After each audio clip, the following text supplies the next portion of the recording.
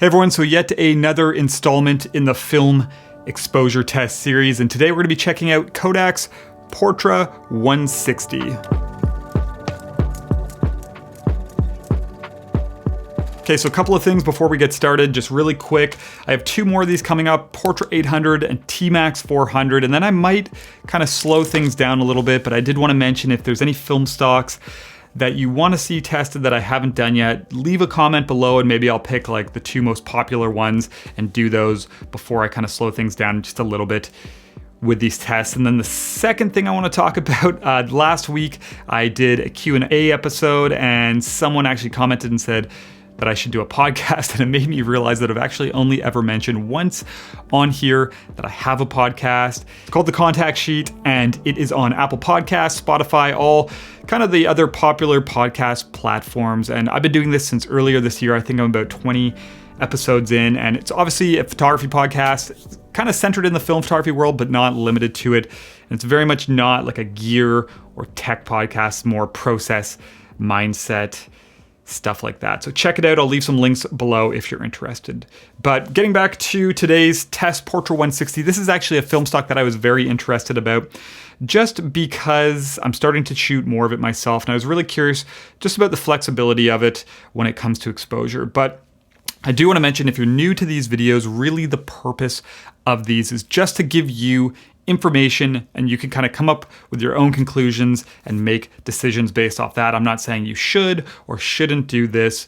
Really, what I take away from these, even though we look at a pretty wide range, we're going from I think 4 stops under to 6 stops over in this one, I'm more so just curious about around a 3-stop range of flexibility, say 1 under or 1 over, something like that, just to gain an understanding of how this film stock works. So when I run into, say, different lighting scenarios or I'm making exposure decisions in the field, I know kind of what works with my process back here at home, scanning at home to get good results. Anyways, let's jump into it. We'll take a look at some of the results. Okay, so if you watch my Cinestill 50D test, it's gonna look very familiar. This was shot actually the same day. It was during lockdown, so I just jumped in the frame again.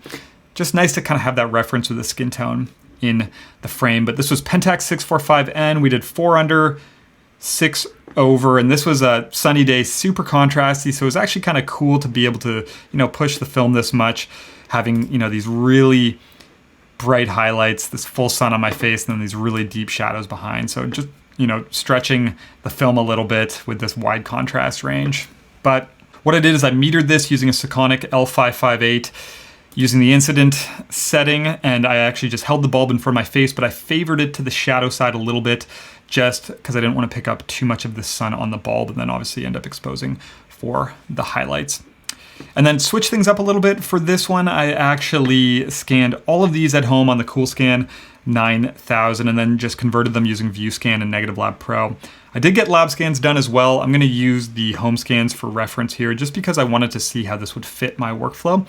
But there were some interesting similarities that were happening because of the overexposure in both of the scans, and I'll show you that after, just out of curiosity. But first one here, this is the normal exposure. All I did is a few adjustments here in Lightroom just to try and kind of like balance this image as best as possible, but I copy and pasted this between all of the images just so nothing was changing for anyone, and whatever shifts were happening were hopefully just from the change in exposure and not from settings in here.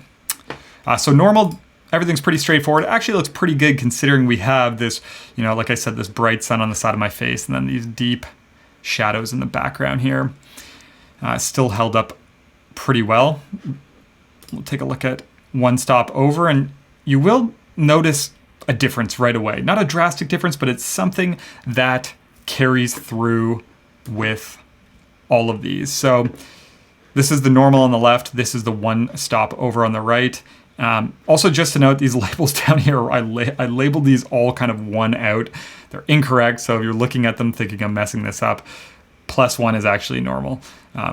Anyways, so this is +1 on the right, normal on the left, and they do look pretty close, but you will see there's kind of this increase in saturation that's happening even at 1 stop, and this carries through, as you'll see, with each exposure in certain colors. Still looks pretty good though. Highlights are not bad. Still holding up fairly well in this kind of extreme situation. So 2 stops over, seeing more of this saturation increase, especially in these reds. That's where you're going to see it the most. And also in my face here. So just the yellow and orange becoming more saturated. But again, it's still, the film held up pretty well considering these highlights are getting really extreme now. They don't look too far off this normal exposure. And then 3 stops, more of this saturation increase. Those reds are getting super vibrant. And it doesn't look bad. We are starting to shift now. The highlights are getting a little more flat. They're getting a little bit gray, but they're still definitely usable. So again, for me, not that I would go and overexpose by 3 stops, but still cool to see that in this extreme kind of contrast scenario that it's still able to hold up here at 3. So at 4 now, you start to see pretty major shifts. Again, my face, these highlights are starting to get really dull. A lot of saturation, yellow, a lot of warmth in these highlights. And then even in the sky as well, it's starting to go kind of yellow, really warm. So this is kind of like the breaking point for me. Again, not that I would ever purposely, get up to this point, but when I'm doing these tests, it's cool to see, how the film stock reacts, when it still holds up and at what point does it start to shift quite a bit, especially with whatever workflow you're using. So 4 stops, 5 starting, just going in that same direction, doesn't look great. And then 6 stops over, more of the same. But really what's interesting, my favorite is probably this 1 stop over. And, you'll see, again, these are really kind of deep shadows back here, but the highlights have still held up nice, when you compare them to the normal one. But those shadows, you can, not that you would ever open them up this much, but they've stayed very clean just because a little more density there in the negative. Let's get that back to where it was. So on the flip side though, if we go to this is the normal exposure, and if you did the same thing, you'll see that those shadow areas are getting a little more noisy, a little color noise, especially up there in the hat, and then in these areas as well. Even though these are really dark shadows, but the way I look at it is, looking at these 2 side by side, the normal on the left and the 1 stop over on the right, this one still held up really well. The highlights did as well, but it just gives me a little bit more kind of information in those shadow areas. So what I've been doing is I've always exposed Portra 160 at 100 just to give it around, say, half or 2/3 of a stop more light. And I would definitely continue doing that moving forward, just because for me, these 1 and 2 stop over images still held up really well. But obviously they give you a little more flexibility to have some more information in those shadows there. And again, this is obviously all scene dependent, but I think for me, I would stick around that half to 2/3 of a stop mark, just because the film still holds up nice. Underexposure, this is me sounding like a broken record because I see the same results with color negative films all the time. This is 1 stop over, the colors are losing some of their saturation and, losing a lot of information in the shadows in the background. And obviously if you tried to pull any from there, you're really just starting to get a lot of color noise and stuff like that. So that is not shocking. I always say on these that personally, I try and avoid any type of underexposure with color negative film, or just always try and make sure that important areas in my scene, I always want to make sure that I am exposing for them or just recording enough kind of density there. So 2 stops, more of the same, 3, and then 4. So no surprises there at all. But what's interesting, let's jump back to, actually, you know what we'll do? We'll go to the normal lab scan. And I'll load that up on the left. And what you'll see, if we go to the 1 over, you'll see that that saturation is increasing in those reds in my shirt. And then at 2, more of the same.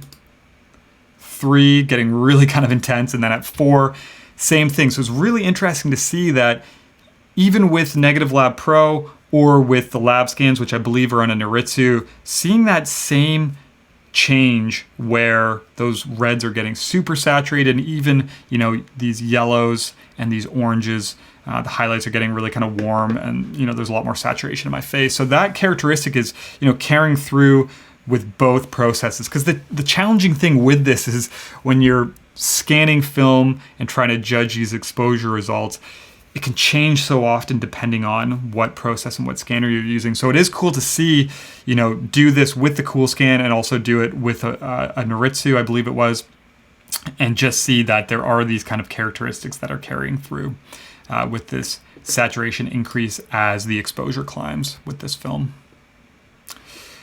So really cool, but like I said, if it were me, let's go back. So this is the one stop over image. This is my favorite, and it's cool to see that this 1 or 2 stops over the film still held up pretty well in this high contrast scene.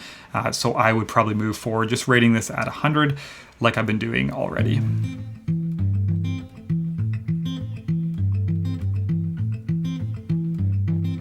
Okay, so I hope this gives you a better understanding of how this film stock reacts. And like I said, whenever I've shot this film in the past, I've always kind of rated it at 100 instead of 160, just to give it a little extra light. And I think that's exactly what I'm gonna keep doing moving forward, because from these results, really that one stop over was my favorite, just a little bit of extra detail in the shadows. But I'd even recommend whichever film stock you like working with the most, do one of these tests just so you can see the results with your own workflow. If you're getting, say, lab scans done, or if you're scanning at home or whatever it is, really, really recommend that. It's good to get an understanding of these things and how it fits your process. Also, like I said, leave a comment below about film stocks you want to see done. I'm gonna slow down on these shortly, but I will do a few more. So I'm gonna pick probably the 2 favorites from the comments and do those coming up in the near future. But as always, just want to say thank you, appreciate all the support, all the comments, all that kind of stuff, and I'll talk to you soon.